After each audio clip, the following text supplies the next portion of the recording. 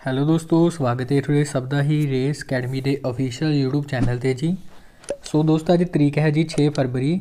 ਸੋ ਅੱਜ ਦੀ ਕਲਾਸ ਵਿੱਚ ਆਪਾਂ ਗੱਲ ਕਰਾਂਗੇ ਜੀ 5 ਅਤੇ 6 ਫਰਵਰੀ ਦੀਆਂ ਜਿੰਨੀਆਂ ਵੀ ਇੰਪੋਰਟੈਂਟ ਕਰੰਟ ਅਫੇਅਰ ਨਿਊਜ਼ ਰਹਿਣਗੀਆਂ, ਬਿਲਕੁਲ ਪੰਜਾਬੀ ਲੈਂਗੁਏਜ ਦੇ ਵਿੱਚ ਆਪਾਂ ਇਸ ਕਲਾਸ ਵਿੱਚ ਕਵਰ ਕਰਾਂਗੇ। ਸਾਰੀ ਕਲਾਸ ਨੂੰ ਜ਼ਰੂਰ ਧਿਆਨ ਨਾਲ ਦੇਖਣਾ ਜੀ, ਬਹੁਤ ਕੁਝ ਤੁਹਾਨੂੰ ਸਿੱਖਣ ਨੂੰ ਮਿਲੇਗਾ ਔਰ ਜਿਹੜਾ ਕਿ ਤੁਹਾਡੇ ਆਉਣ ਵਾਲੇ ਹਰ ਇੱਕ ਗੌਰਮੈਂਟ ਐਗਜ਼ਾਮ ਲਈ ਮੋਸਟ ਇੰਪੋਰਟੈਂਟ ਰਹਿਣ ਵਾਲਾ ਹੈਗਾ। ਸੋ ਬਿਨਾਂ ਕਿਸੇ ਦੇਰੀ ਤੋਂ ਜੀ ਸ਼ੁਰੂ ਕਰਦੇ ਹਾਂ ਫਿਰ ਅੱਜ ਦੀ ਕਲਾਸ। ਆਪਾਂ ਸਭ ਤੋਂ ਫਸਟ ਕੁਐਸਚਨ ਹੈ ਜੀ ਆਪਣਾ ਜਿਹੜਾ ਬਾਰ exercise is a joint military exercise between India and which country. ਦੇਖੋ ਜੀ, ਕਹਿੰਦੇ ਯੁੱਧ ਅਭਿਆਸ, ਐਕਸਰਸਾਈਜ਼ ਦਾ ਨਾਮ ਹੈ ਯੁੱਧ ਅਭਿਆਸ, ਭਾਰਤ ਅਤੇ ਕਿਹੜੇ ਦੇਸ਼ ਵਿਚਕਾਰ ਇੱਕ ਸੰਯੁਕਤ ਸੈਨਿਕ ਅਭਿਆਸ ਹੈਗਾ। ਦੇਖੋ ਜੀ, ਜਿਹੜਾ ਇੱਕ ਇੰਪੋਰਟੈਂਟ ਆਪਣੀ ਐਕਸਰਸਾਈਜ਼ ਹੈਗੀ ਆ ਯੁੱਧ ਅਭਿਆਸ, ਇਹਦਾ ਨਾਮ ਆ ਔਰ ਇਹ ਆਪਣੇ ਭਾਰਤ ਅਤੇ ਅਮਰੀਕਾ ਦੇ ਵਿਚਕਾਰ ਹੋਣ ਵਾਲੀ ਇੱਕ ਇੰਪੋਰਟੈਂਟ ਐਕਸਰਸਾਈਜ਼ ਹੈਗੀ, ਠੀਕ ਹੈ ਨਾ। ਦੇਖੋ ਇਹ ਕੁਐਸਚਨ ਕਾਹਦੇ ਵਾਸਤੇ ਲਿਆ ਗਿਆ, ਕਿਉਂਕਿ ਦੇਖੋ ਇਹ ਜਿਹੜੀ ਯੁੱਧ ਅਭਿਆਸ ਐਕਸਰਸਾਈਜ਼ ਆ ਇਹ ਹੁਣ ਹੋਵੇਗੀ, ਕਦੋਂ ਹੋਵੇਗੀ? ਪਰਸੋਂ ਹੋਵੇਗੀ, ਯਾਨੀ ਕਿ 8 ਤਰੀਕ ਨੂੰ, 8 ਫਰਵਰੀ ਨੂੰ ਇਹ ਐਕਸਰਸਾਈਜ਼ ਆਪਣੇ ਭਾਰਤ ਅਤੇ ਅਮਰੀਕਾ ਦੀਆਂ ਜਿਹੜੀਆਂ ਸੈਨਾਵਾਂ ਦੇ ਵਿਚਕਾਰ ਕੀ ਸ਼ੁਰੂ ਹੋਵੇਗੀ। 8 ਫਰਵਰੀ ਤੋਂ ਲੈ ਕੇ 21 ਫਰਵਰੀ ਤੱਕ ਕੀ ਇਹ ਜਿਹੜੀ ਐਕਸਰਸਾਈਜ਼ ਚੱਲੇਗੀ, ਠੀਕ ਹੈ। ਔਰ ਇਹਦਾ ਨਾਮ ਹੈਗਾ ਯੁੱਧ ਅਭਿਆਸ। ਇਸ ਸਾਲ ਗੱਲ ਕਰੀਏ 2021 ਵਿੱਚ 16ਵਾਂ ਐਡੀਸ਼ਨ ਹੋਵੇਗਾ ਇਸ ਐਕਸਰਸਾਈਜ਼ ਦਾ ਜੀ। ਔਰ ਇਹ ਹੋਵੇਗੀ ਕਿੱਥੇ, ਧਿਆਨ ਵਿੱਚ ਰੱਖਣਾ, ਇਹ ਹੋਣ ਵਾਲੀ ਆਪਣੇ ਭਾਰਤ ਦੇ ਰਾਜਸਥਾਨ ਦੇ ਵਿੱਚ, ਰਾਜਸਥਾਨ ਦੇ ਵੀ ਮਹਾਜਨ ਫੀਲਡ ਫਾਇਰਿੰਗ ਰੇਂਜ ਦੇ ਵਿੱਚ ਇਸ ਐਕਸਰਸਾਈਜ਼ ਨੂੰ ਕੀਤਾ ਜਾਵੇਗਾ, ਠੀਕ ਹੈ ਜੀ। ਔਰ ਇਸ ਐਕਸਰਸਾਈਜ਼ ਦਾ ਨਾਮ ਇੰਪੋਰਟੈਂਟ ਰਹੇਗਾ ਜੀ ਯੁੱਧ ਅਭਿਆਸ, ਠੀਕ ਹੈ ਨਾ। ਬਾਕੀ ਦੇਖੋ ਇਹ ਐਕਸਰਸਾਈਜ਼ ਦਾ ਉਦੇਸ਼ ਕੀ ਹੈ ਇਸ ਵਾਰੀ, ਇਸ ਸਾਲ ਦਾ ਉਦੇਸ਼ ਇਹੀ ਹੈਗਾ ਵੀ ਆਪਣੇ ਜਿਹੜੀਆਂ ਦੋਨਾਂ ਕੰਟਰੀ ਵਿਚਕਾਰ, ਯਾਨੀ ਕਿ ਅਮਰੀਕਾ ਅਤੇ ਆਪਣੇ ਭਾਰਤ ਵਿਚਕਾਰ, ਦੋਨਾਂ ਦੇਸ਼ਾਂ ਦੇ ਵਿਚਕਾਰ ਜਿਹੜਾ ਅੱਤਵਾਦ ਹੈ ਉਹਨੂੰ ਰੋਕਣਾ ਗਾ ਔਰ ਦੋਨਾਂ ਦੇਸ਼ਾਂ ਵਿਚਕਾਰ ਵਧੀਆ ਤਰੀਕੇ ਨਾਲ ਜਿਹੜੇ ਸੈਨਿਕ ਤੌਰ 'ਤੇ ਕੀ ਸੁਰੱਖਿਆ ਦੇ ਤੌਰ 'ਤੇ ਵਧੀਆ ਸੰਬੰਧ ਬਣਾਈ ਰੱਖਣੇ, ਇਸ ਦਾ ਉਦੇਸ਼ ਹੈਗਾ, ਠੀਕ ਹੈ ਜੀ। ਔਰ ਬਾਕੀ ਉਹ ਤੁਹਾਨੂੰ ਸਿੱਧਾ ਯਾਦ ਰੱਖਣਾ ਜੀ, ਯੁੱਧ ਅਭਿਆਸ ਜਿਹੜੀ ਐਕਸਰਸਾਈਜ਼ ਆ ਫਰਵਰੀ ਮਹੀਨੇ ਵਿੱਚ 8 ਤੋਂ 21 ਫਰਵਰੀ ਦੇ ਵਿਚਕਾਰ ਹੋਣੀ ਆ, ਕਿਹਦੇ ਵਿਚਕਾਰ? ਭਾਰਤ ਅਤੇ ਅਮਰੀਕਾ ਦੇ ਵਿਚਕਾਰ, ਠੀਕ ਹੈ ਜੀ। ਤੇਰੇ ਬਾਰੇ ਯਾਦ ਰੱਖਣਾ। ਅੱਛਾ ਦੇਖੋ, ਇਹ ਤਾਂ ਯੁੱਧ ਅਭਿਆਸ ਹੋ ਗਈ। ਇਸ ਤੋਂ ਇਲਾਵਾ ਵੀ ਅਮਰੀਕਾ ਨਾਲ ਆਪਣੀਆਂ ਹੋਰ ਵੀ ਐਕਸਰਸਾਈਜ਼ ਨੇਗੀਆਂ, ਜਿਵੇਂ ਕਿ ਹਾਲ ਹੀ ਦੇ ਵਿੱਚ ਹੋ ਗਈ ਜਿਹੜੀ ਸੀ ਮਾਲਾਬਾਰ। ਵੈਸੇ ਮਾਲਾਬਾਰ ਐਕਸਰਸਾਈਜ਼ ਦਾ 4 ਕੰਟਰੀ ਵਿਚਕਾਰ ਹੁੰਦੀ ਆ, ਜਿਵੇਂ ਕਿ ਆਪਣਾ ਭਾਰਤ ਹੋ ਗਿਆ, ਇਹਦੇ ਵਿੱਚ ਅਮਰੀਕਾ ਹੁੰਦਾ, ਜਾਪਾਨ ਹੁੰਦਾ ਅਤੇ ਆਸਟ੍ਰੇਲੀਆ ਹੁੰਦਾ, ਠੀਕ ਹੈ, ਯਾਦ ਰੱਖਣਾ। ਔਰ ਇਸ ਤੋਂ ਇਲਾਵਾ ਇੱਕ ਵਜਰ ਪ੍ਰਹਾਰ ਨਾਂ ਦੀ ਐਕਸਰਸਾਈਜ਼ ਆਪਣੀ ਭਾਰਤ ਅਤੇ ਅਮਰੀਕਾ ਦੀ, ਔਰ ਇੱਕ ਟਾਈਗਰ ਟ੍ਰੈਂਪ, ਠੀਕ ਹੈ ਨਾ। ਤਾਂ ਇਹਦੇ ਬਾਰੇ ਵੀ ਯਾਦ ਰੱਖਣਾ, ਇਹ ਵੀ ਆਪਣੇ ਭਾਰਤ ਅਤੇ ਅਮਰੀਕਾ ਦੀ ਜਿਹੜੀ ਇੱਕ ਐਕਸਰਸਾਈਜ਼ ਜਿਹੜੀ ਹੈਗੀ, ਠੀਕ ਹੈ ਜੀ। ਤਾਂ ਇਹਨਾਂ ਬਾਰੇ ਵੀ ਤੁਸੀਂ ਧਿਆਨ ਵਿੱਚ ਰੱਖ ਸਕਦੇ ਹੋ। ਬਾਕੀ ਅਮਰੀਕਾ ਦੀ ਗੱਲ ਕਰੀਏ, ਕੈਪੀਟਲ ਤਾਂ ਦੇਖੋ ਵਾਸ਼ਿੰਗਟਨ DC ਹੈ, ਠੀਕ ਹੈ ਨਾ। ਵਾਸ਼ਿੰਗਟਨ DC ਦੀ ਵੀ ਗੱਲ ਕਰਾਂ ਤਾਂ ਪੋਟੋਮੈਕ ਰਿਵਰ ਦੇ ਕਿਨਾਰੇ ਹੈ ਸ਼ਹਿਰ, ਯਾਦ ਰੱਖ ਸਕਦੇ ਹੋ। ਔਰ ਅਮਰੀਕਾ ਦੇ ਨਵੇਂ ਪ੍ਰੈਜ਼ੀਡੈਂਟ ਜੋ ਬਾਈਡਨ ਸਾਹਿਬ ਬਣੇ ਨੇ। ਔਰ ਅਗਰ ਆਪਾਂ ਗੱਲ ਕਰੀਏ ਅਮਰੀਕਾ ਦੇ ਵਾਈਸ ਪ੍ਰੈਜ਼ੀਡੈਂਟ ਦੀ, ਕਮਲਾ ਹੈਰਿਸ ਬਣੀ ਆ। ਕਮਲਾ ਹੈਰਿਸ ਦਾ ਨਾਮ ਧਿਆਨ ਵਿੱਚ ਰੱਖਣਾ ਜੀ, ਕਿਉਂਕਿ ਕਮਲਾ ਹੈਰਿਸ ਬਾਰੇ ਗੱਲ ਕਰੀਏ ਤਾਂ ਆਪਣੀ ਭਾਰਤੀ ਮੂਲ ਦੀ ਹੈ, ਠੀਕ ਹੈ ਨਾ। ਸੋ ਇਹਨਾਂ ਬਾਰੇ ਵੀ ਯਾਦ ਰੱਖਣਾ। ਸੋ ਗੱਲ ਕਰਦੇ ਹਾਂ ਨੈਕਸਟ ਕੁਐਸਚਨ ਬਾਰੇ ਜੀ।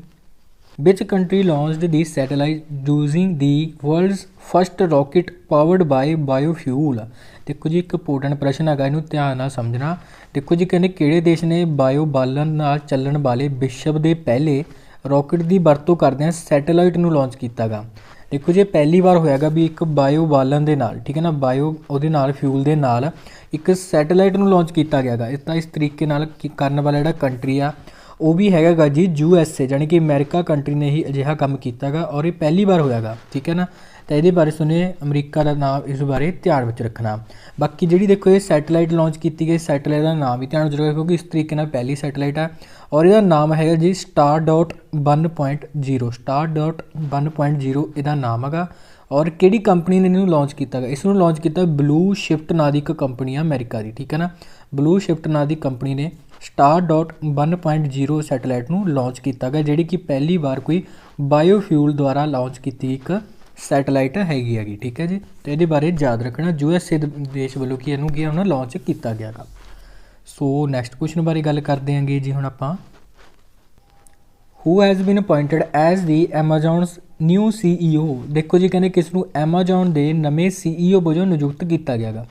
ਦੇਖੋ ਜੀ, ਇਹਦੇ ਬਾਰੇ ਤੁਹਾਨੂੰ ਪਤਾ ਹੀ ਹੈ, ਜਿਹੜੀ ਐਮਾਜ਼ੋਨ ਕੰਪਨੀ ਹੈਗੀ ਇਹਦੇ ਫਾਊਂਡਰ ਅਤੇ CEO ਹੈਗੇ ਸੀ ਪਹਿਲਾਂ ਜੈਫ ਬੇਜੋਸ ਸਾਹਿਬ, ਠੀਕ ਹੈ ਨਾ। ਔਰ ਹੁਣ ਅਗਲੇ ਜਿਹੜੇ ਨਵੇਂ ਇਹਦੇ CEO ਬਣ ਚੁੱਕੇ ਨੇ ਐਮਾਜ਼ੋਨ ਕੰਪਨੀ ਦੇ, ਇਹਨਾਂ ਦਾ ਨਾਮ ਇੰਪੋਰਟੈਂਟ ਰਹੇਗਾ ਐਂਡੀ ਜੈਸੀ, ਇਹਨਾਂ ਦਾ ਨਾਮ ਹੈ। ਆਪਸ਼ਨ ਨੰਬਰ A ਬਿਲਕੁਲ ਰਾਈਟ ਆਨਸਰ ਹੋ ਜਾਏਗਾ। देखो जी एन डी जैसी ਦੀ अगर ਆਪਾਂ ਗੱਲ ਕਰੀਏ ਪਹਿਲਾ ਕੌਣ ਸੀ, ਪਹਿਲਾ ਇਹ ਐਮਾਜ਼ੋਨ ਵੈਬ ਸੀਰੀਜ਼ ਦੇ ਹੈੱਡ ਹੈਗੇ ਸੀਗੇ ਔਰ ਹੁਣ ਇਹਨਾਂ ਨੂੰ ਐਮਾਜ਼ੋਨ ਦੇ ਵੀ CEO ਵਜੋਂ ਨਿਯੁਕਤ ਕਰ ਲਿਆ ਗਿਆ ਗਾ, ਠੀਕ ਹੈ ਨਾ। ਤਾਂ ਐਂਡੀ ਜੈਸੀ ਦਾ ਨਾਮ ਪੁਟਿਨ ਰਹਿਣ ਵਾਲਾ, ਇਹਨਾਂ ਦਾ ਨਾਮ ਧਿਆਨ ਵਿੱਚ ਜ਼ਰੂਰ ਰੱਖਣਾ ਸੁਣੇ, ਠੀਕ ਹੈ ਜੀ। ਸੋ ਆਪਸ਼ਨ ਨੰਬਰ ਏ ਬਿਲਕੁਲ ਇੱਥੇ ਰਾਈਟ ਆਨਸਰ ਹੋ ਜਾਏਗਾ। ਬਾਕੀ ਦੇਖੋ ਬਾਕੀ ਆਪਸ਼ਨਾਂ ਬਾਰੇ ਵੀ ਗੱਲ ਕਰੀਏ ਵੀ ਇੰਪੋਰਟੈਂਟ ਆਪਣੇ ਲਈ। ਦੇਖੋ ਹੈਨਰੀ ਮੋਨੇਜ਼ ਬਾਰੇ ਵੀ ਆਪਾਂ ਨੇ ਪੜ੍ਹਿਆ ਸੀ ਪਿਛਲੀ ਕਲਾਸ ਵਿੱਚ, ਫੇਸਬੁੱਕ ਦੇ CCO ਬਣੇ ਸੀਗੇ। CCO ਮਤਲਬ ਚੀਫ ਕੰਪਾਈਲੈਂਸ ਆਫਿਸਰ, ਠੀਕ ਹੈ ਨਾ। ਔਰ ਬਾਕੀ ਲਿਓਡ ਆਸਟਿਨ ਬਾਰੇ ਗੱਲਬਾਤ ਕਰੀਏ, ਕੌਣ ਹੈ ਇਹ, USA ਦੇ ਅਮਰੀਕਾ ਦੇ ਨਵੇਂ ਰੱਖਿਆ ਮੰਤਰੀ ਬਣੇ ਨੇ ਇਹ। ਔਰ ਡਗਲਸ M ਹੌਫ, ਇਹਨਾਂ ਬਾਰੇ ਵੀ ਇੰਪੋਰਟੈਂਟ ਹੈ ਜੀ, ਕਿਉਂਕਿ ਦੇਖੋ ਅਮਰੀਕਾ ਦੀ ਜਿਹੜੀ ਵਾਈਸ ਪ੍ਰੈਜ਼ੀਡੈਂਟ ਹੈ ਕਮਲਾ ਹੈਰਿਸ ਦੇ ਪਤੀ ਹੈਗੇ ਨੇਗੇ ਡਗਲਸ M ਹੌਫ ਔਰ ਇਹ ਬਣੇ ਸੀ ਉਹਨਾਂ ਅਮਰੀਕਾ ਦੇ ਪਹਿਲੇ ਸੈਕਿੰਡ ਜੈਂਟਲਮੈਨ, ਠੀਕ ਹੈ ਨਾ। ਪਹਿਲੇ ਸੈਕਿੰਡ ਜੈਂਟਲਮੈਨ ਬਣੇ ਸੀ ਇਹ ਡਗਲਸ M ਹੌਫ, ਇਹਨਾਂ ਦਾ ਨਾਮ ਧਿਆਨ ਵਿੱਚ ਰੱਖਣਾ, ਠੀਕ ਹੈ ਨਾ। ਬਾਕੀ ਐਮਾਜ਼ੋਨ ਬਾਰੇ ਵੀ ਗੱਲ ਕਰੀਏ, ਦੇਖੋ ਐਮਾਜ਼ੋਨ ਦਾ ਵੀ ਨਾਮ ਆਇਆ ਕੁਐਸਚਨ ਵਿੱਚ। ਤਾਂ ਐਮਾਜ਼ੋਨ ਕੰਪਨੀ ਬਾਰੇ ਗੱਲ ਕਰੀਏ, ਦੇਖੋ ਜੀ ਐਮਾਜ਼ੋਨ ਕੰਪਨੀ ਦਾ ਜਿਹੜਾ ਮੁੱਖ ਦਫ਼ਤਰ ਹੈੱਡਕੁਆਟਰ ਕਿੱਥੇ ਆ, ਵਾਸ਼ਿੰਗਟਨ DC ਵਿੱਚ ਹੈਗਾ, ਠੀਕ ਹੈ ਨਾ। ਵਾਸ਼ਿੰਗਟਨ DC ਅਮਰੀਕਾ ਦੀ ਕੈਪੀਟਲ ਹੈ।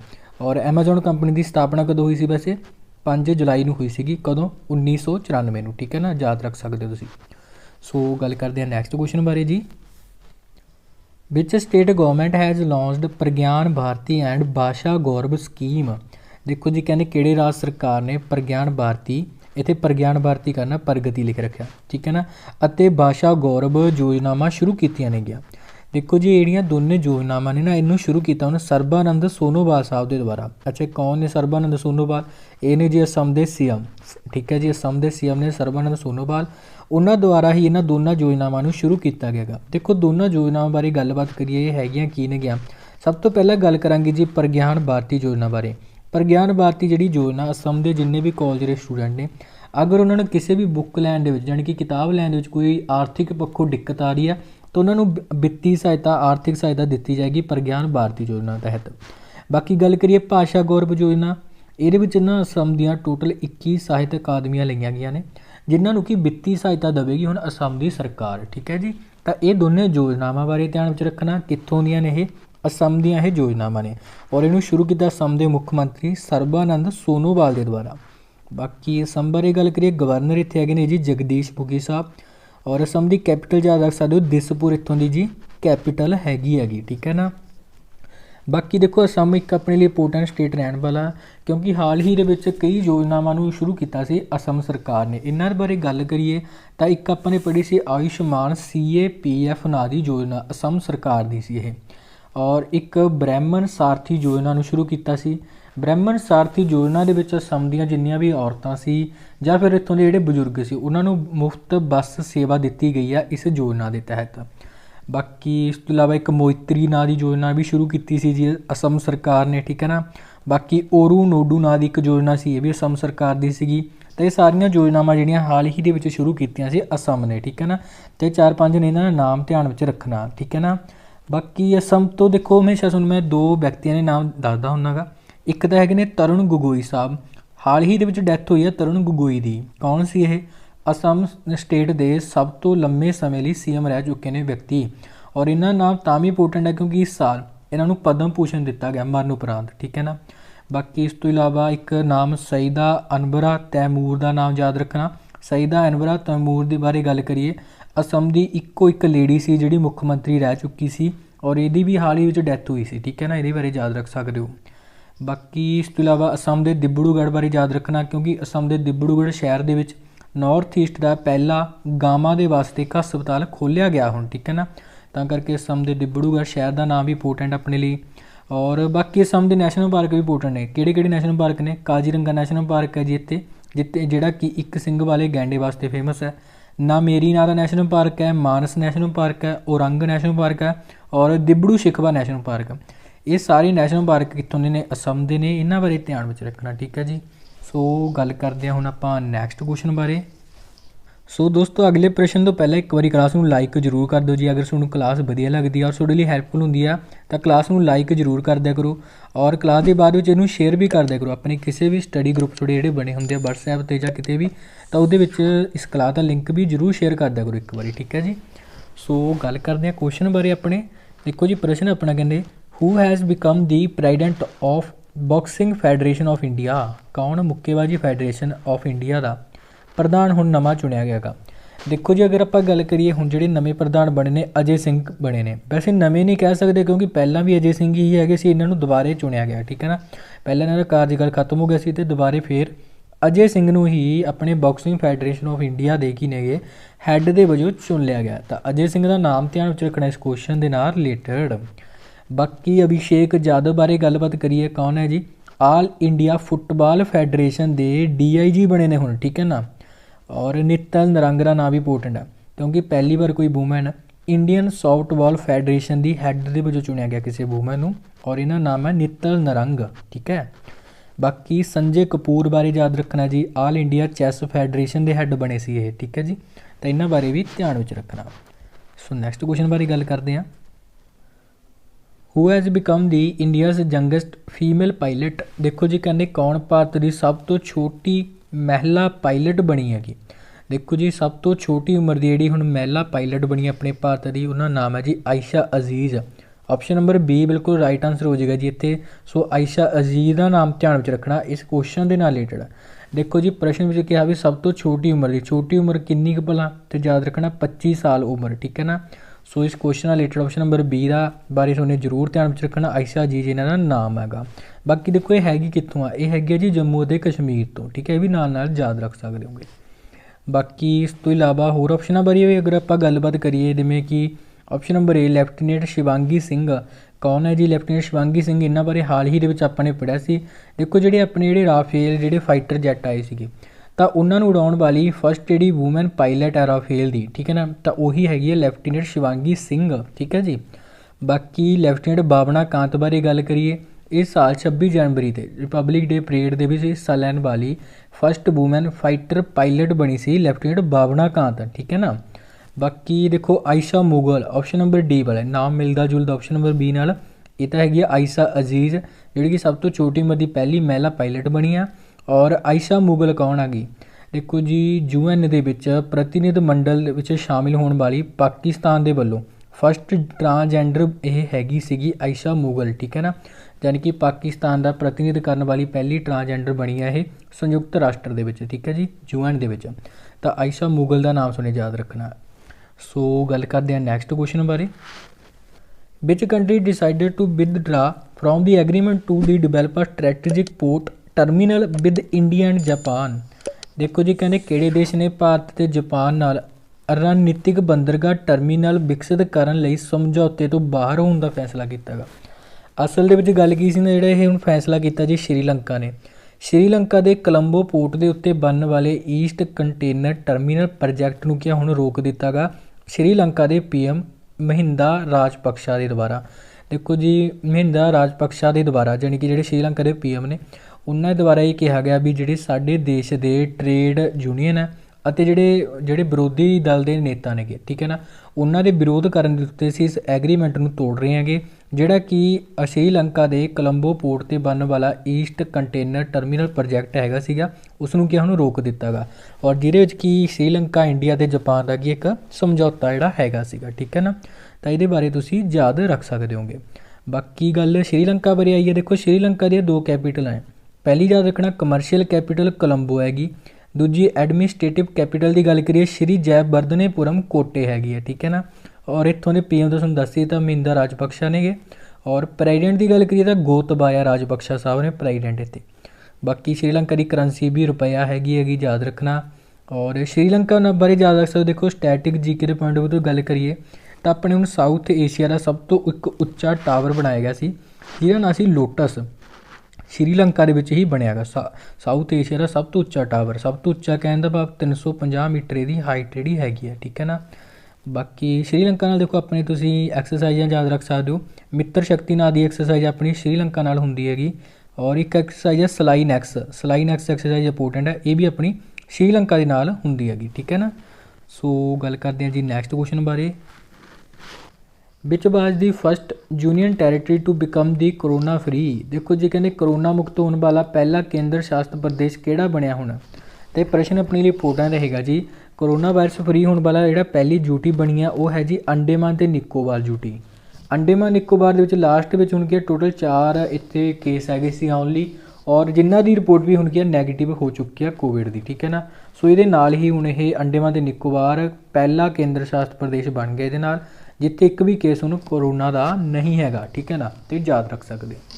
ਬਾਕੀ ਅੰਡੇਮਾਨ ਤੇ ਨਿਕੋਬਾਰ ਬਾਰੇ ਗੱਲ ਕਰੀਏ, ਦੇਖੋ ਇੱਥੋਂ ਦੀ ਕੈਪੀਟਲ ਪੋਰਟ ਬਲੇਅਰ ਹੈ ਜੀ, ਇੱਥੋਂ ਦੀ ਕੈਪੀਟਲ। ਇੱਥੋਂ ਦੇ ਲੈਫਟੀਨੈਂਟ ਗਵਰਨਰ ਨਾਮ ਹੈ ਦਵਿੰਦਰ ਕੁਮਾਰ ਜੋਸ਼ੀ ਸਾਹਿਬ, ਠੀਕ ਹੈ ਨਾ, ਤਾਂ ਇਹਨਾਂ ਬਾਰੇ ਯਾਦ ਰੱਖਣਾ।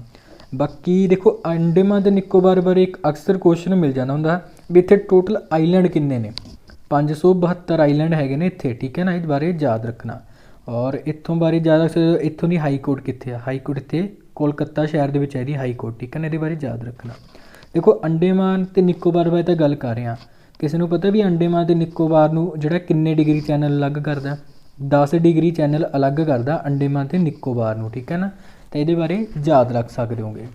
ਬਾਕੀ ਦੇਖੋ ਇੱਥੋਂ ਦੇ ਨਾ ਅਗਰ ਆਪਾਂ ਆਈਲੈਂਡ ਬਾਰੇ ਗੱਲ ਕਰੀਏ ਤਾਂ 3 ਆਈਲੈਂਡ ਤੁਹਾਨੂੰ ਹਮੇਸ਼ਾ ਯਾਦ ਰੱਖਣੇ ਨੇਗੇ। 3 ਆਈਲੈਂਡ ਕਿਹੜੇ ਕਿਹੜੇ ਨੇ ਉਹ ਗੱਲ ਕਰੀਏ, ਤੇਰਾ ਨਾਮ ਹਾਲ ਹੀ ਵਿੱਚ ਚੇਂਜ ਕੀਤਾ ਗਿਆ ਸੀ ਔਰ ਇਹਦਾ ਨਾਮ ਬਦਲ ਕੇ ਨੇਤਾ ਜੀ ਸੁਭਾਸ਼ ਚੰਦਰ ਬੋਸ ਆਈਲੈਂਡ ਕਰ ਦਿੱਤਾ ਗਿਆ ਸੀ। ਔਰ ਇੱਕ ਆਈਲੈਂਡ ਸੀ ਹੈਵਲੋਪ ਆਈਲੈਂਡ, ਹੈਵਲੋਪ ਆਈਲੈਂਡ ਦਾ ਨਾਮ ਬਦਲ ਕੇ ਸਵਰਾਜ ਆਈਲੈਂਡ ਰੱਖਿਆ ਗਿਆ ਸੀ ਜੀ। ਔਰ ਇੱਕ ਨੀਲ ਆਈਲੈਂਡ ਸੀਗਾ, ਨੀਲ ਆਈਲੈਂਡ ਦਾ ਨਾਮ ਬਦਲ ਕੇ ਵੀ ਸ਼ਹੀਦ ਆਈਲੈਂਡ ਰੱਖਿਆ ਗਿਆ ਸੀ, ਠੀਕ ਹੈ ਨਾ। ਤਾਂ ਇਹ ਤਿੰਨੇ ਆਈਲੈਂਡਸ ਬਾਰੇ ਯਾਦ ਰੱਖਣਾ ਜੀ, ਤਿੰਨਾਂ ਦੇ ਹਾਲ ਹੀ ਦੇ ਵਿੱਚ ਕੀ ਨਾਮ ਜਿਹੜੇ ਬਦਲੇ ਗਏ ਸੀ ਸਰਕਾਰ ਵੱਲੋਂ, ਠੀਕ ਹੈ ਜੀ। ਤਾਂ ਇੰਨੀਆਂ ਸਾਰੀਆਂ ਨਿਊਜ਼ ਤੁਸੀਂ ਇਸ ਕੁਐਸਚਨ ਦੇ ਨਾਲ ਰਿਲੇਟਡ ਯਾਦ ਰੱਖ ਸਕਦੇ ਹੋਗੇ, ਠੀਕ ਹੈ ਜੀ। ਸੋ ਗੱਲ ਕਰਦੇ ਹਾਂ ਨੈਕਸਟ ਕੁਐਸਚਨ ਬਾਰੇ। Where is the India's first MPUT cleaning launched. ਦੇਖੋ ਜੀ ਕਹਿੰਦੇ ਭਾਰਤ ਦਾ ਪਹਿਲਾ ਐਮਪੀਯੂਟੀ ਕਲੀਨਿੰਗ ਕਿੱਥੇ ਲਾਂਚ ਹੋਇਆਗਾ। ਦੇਖੋ ਜੀ ਆਪਣੀ ਭਾਰਤ ਦਾ ਪਹਿਲਾ ਜਿਹੜਾ ਐਮਪੀਯੂਟੀ ਕਲੀਨਿੰਗ ਆ ਇਹ ਲਾਂਚ ਕੀਤਾ ਗਿਆ ਜੀ ਚੰਡੀਗੜ੍ਹ ਯੂਟੀ ਦੇ ਵਿੱਚ। ਦੇਖੋ ਜੀ ਚੰਡੀਗੜ੍ਹ ਦਾ ਜਿਹੜਾ ਪੀਜੀਆਈ ਹਸਪਤਾਲ ਹੈ, ਠੀਕ ਹੈ, ਪੀਜੀਆਈ ਹਸਪਤਾਲ ਵਿੱਚ ਇਸ ਨੂੰ ਲਾਂਚ ਕੀਤਾ ਗਿਆ ਐਮਪੀਯੂਟੀ ਕਲੀਨਿੰਗ ਨੂੰ। ਔਰ ਇਹ ਆਪਣੇ ਦੇਸ਼ ਦਾ ਇਸ ਤਰੀਕੇ ਦਾ ਪਹਿਲਾ ਇੱਕ ਕਲੀਨਿਕ ਹੈਗਾ। ਦੇਖੋ ਇਹਦੇ ਵਿੱਚ ਕੀ ਹੋਏਗਾ, ਤੁਹਾਨੂੰ ਸਿੱਧੀ ਆਸਾਨ ਭਾਸ਼ਾ ਵਿੱਚ ਦੱਸਾਂ, ਇਹ ਕਲੀਨਿਕ ਉਹਨਾਂ ਲੋਕਾਂ ਵਾਸਤੇ ਬਣਾਇਆ ਗਿਆ ਜਿਹੜੇ ਕਿ ਅੰਗਹੀਨ ਨੇ, ਜਿਹੜੇ ਆਪਣੇ ਕਿਸੇ ਕਾਰਨ ਕਰਕੇ ਅੰਗ ਗਵਾ ਚੁੱਕੇ ਆ ਕੋਈ ਵੀ, ਤਾਂ ਉਹਨਾਂ ਵਾਸਤੇ ਕਲੀਨਿਕ ਹੋਏਗਾ। ਔਰ ਇਹ ਆਪਣੇ ਦੇਸ਼ ਦਾ ਪਹਿਲਾ ਬਿਊਟੀ ਕਲੀਨਿਕ ਜਿਹੜਾ ਹੈਗਾ ਗਾ, ਠੀਕ ਹੈ ਨਾ। ਔਰ ਇਹ ਕਿੱਥੇ ਖੋਲ੍ਹਿਆ ਗਿਆ ਗਾ, ਪੀਜੀਆਈ ਹਸਪਤਾਲ ਵਿੱਚ ਖੋਲ੍ਹਿਆ ਗਿਆ ਚੰਡੀਗੜ੍ਹ ਦੇ ਵਿੱਚ। ਅੱਛਾ ਪੀਜੀਆਈ ਦੀ ਫੁੱਲ ਫਾਰਮ ਕੀ ਹੁੰਦੀ ਹੈ, ਕਿਸੇ ਨੂੰ ਪਤਾ ਹੈਗਾ? ਇਹਦੀ ਫੁੱਲ ਫਾਰਮ ਯਾਦ ਰੱਖ ਸਕਦੇ ਹੋ, post graduate institute of medical education and research, ਠੀਕ ਹੈ ਨਾ। ਤਾਂ ਇੱਥੇ ਹੀ ਖੋਲ੍ਹਿਆ ਗਿਆ ਆਪਣਾ ਦੇਸ਼ ਦਾ ਪਹਿਲਾ ਬਿਊਟੀ ਕਲੀਨਿਕ। ਸੋ ਇਸ ਤੋਂ ਬਾਅਦ ਗੱਲ ਕਰਦੇ ਹਾਂ, ਦੇਖੋ ਜੀ ਤੁਹਾਡੇ ਲਈ ਜਿਹੜਾ ਪ੍ਰਸ਼ਨ ਅੱਜ ਦੀ ਕਲਾਸ ਦਾ। ਸੋ ਅਗਰ ਕਲਾਸ ਵਧੀਆ ਲੱਗੀ, ਸਮਝ ਆਈ, ਤੈਨੂੰ ਲਾਈਕ ਐਂਡ ਸ਼ੇਅਰ ਕਰਨਾ ਨਾ ਭੁੱਲਣਾ ਜੀ, ਠੀਕ ਹੈ ਨਾ। ਸੋ ਤੁਹਾਡੇ ਲਈ ਪ੍ਰਸ਼ਨ ਹੈ ਜੀ, where is the country's first igloo cafe opened. ਦੇਸ਼ ਦਾ ਪਹਿਲਾ ਇਗਲੋ ਕੈਫੇ ਕਿੱਥੇ ਖੋਲ੍ਹਿਆ ਗਿਆ ਗਾ। ਤਾਂ ਇਹਦੇ ਬਾਰੇ ਕੱਲ੍ਹ ਆਪਾਂ ਨੇ ਪੜ੍ਹਿਆ ਸੀ, ਉਸ ਨੂੰ ਦੱਸਿਆ ਸੀ ਵੀ ਇਗਲੋ ਕੈਫੇ ਕੀ ਹੁੰਦਾ ਗਾ, ਠੀਕ ਹੈ ਨਾ। ਔਰ ਕਿੱਥੇ ਖੋਲ੍ਹਿਆ ਗਿਆ ਇਹਦੇ ਬਾਰੇ ਤੁਸੀਂ ਜ਼ਰੂਰ ਦੱਸਣਾ ਗਾ। ਔਰ ਜਿੱਥੇ ਵੀ ਖੋਲ੍ਹਿਆ ਗਿਆ ਕੈਪੀਟਲ ਕਰੰਸੀ ਸੀਐਮ ਗਵਰਨਰ ਵਗੈਰਾ ਜ਼ਰੂਰ ਲਿਖ ਦੇਣੇ ਨੇਗੇ, ਠੀਕ ਹੈ ਨਾ। ਜਿੰਨਾ ਤੁਹਾਨੂੰ ਉਸ ਸਟੇਟ ਜਾਂ ਯੂਟੀ ਬਾਰੇ ਪਤਾ ਹੋਵੇ ਤਾਂ ਤੁਸੀਂ ਜ਼ਰੂਰ ਲਿਖ ਦੇਣਾ ਗਾ। ਔਰ ਨਾਲ ਹੋ ਸਕਿਆ ਕੁਝ ਕਰੰਟ ਅਫੇਅਰ ਨਿਊਜ਼ ਯਾਦ ਨੇ ਤਾਂ ਉਹ ਵੀ ਜ਼ਰੂਰ ਲਿਖ ਦੇਣਾ, ਤਾਂ ਕਿ ਜਿਹੜੇ ਹੋਰ ਸਟੂਡੈਂਟ ਨੇ ਥੋੜ੍ਹਾ ਕਮੈਂਟ ਪੜ੍ਹ ਕੇ ਉੱਥੋਂ ਜਿਹੜੀ ਇਨਫੋਰਮੇਸ਼ਨ ਲੈ ਸਕਦੇ ਨੇ, ਠੀਕ ਹੈ ਜੀ। ਸੋ ਦੋਸਤੋ ਇਹ ਸੀ ਆਪਣੀਆਂ ਜਿਹੜੀਆਂ 2 ਦਿਨਾਂ ਦੀਆਂ ਕਰੰਟ ਅਫੇਅਰ ਨਿਊਜ਼ ਬਣਦੀਆਂ ਸੀ, ਅੱਜ ਥੋੜ੍ਹੀਆਂ ਵੈਸੇ ਘੱਟ ਸੀਗੀਆਂ। ਸੋ ਚਲੋ ਜਿੰਨੀਆਂ ਵੀ ਸੀਗੀਆਂ ਇੰਪੋਰਟੈਂਟ ਨੇਗੀਆਂ, ਯਾਦ ਜ਼ਰੂਰ ਰੱਖਣੀਆਂ ਨੇਗੀਆਂ। ਸੋ ਕਲਾਸ ਵਧੀਆ ਲੱਗੀ ਤਾਂ ਲਾਈਕ ਐਂਡ ਸ਼ੇਅਰ ਜ਼ਰੂਰ ਕਰਨਾ ਹੁਣ, ਠੀਕ ਹੈ। ਸੋ ਓਕੇ ਜੀ, ਧੰਨਵਾਦ, ਟੇਕ ਕੇਅਰ।